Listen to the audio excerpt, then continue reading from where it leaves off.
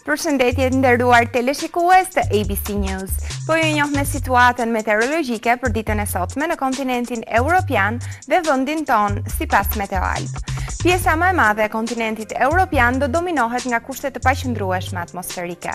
Konkretisht, zona e Alpeve, pellgu i Mesdheut, si dhe vendet e Balltikut do të jenë me vranësira dhe shira me intensitet të lartë, të cilët do shoqërohen me shkarkesa rrufesh.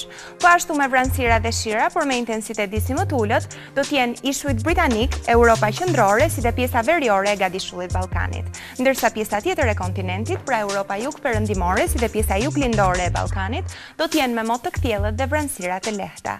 Shohim tani se si do të jetë situata meteorologjike në vendin tonë për ditën e sotme.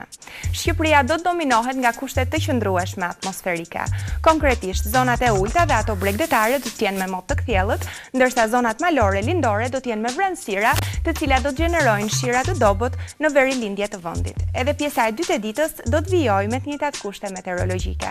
Për sa i përket temperaturave të ajrit, ato do të pësojnë një rritje të lehtë në orët e mesditës, ndërsa era do të fryjë e lehtë në tokë dhe mesatare në det, me shpejtësi 24 km/h me drejtim jug-perëndimor, duke bërë që në Adriatik dhe Jon dallgëzimi të jetë 2 ball.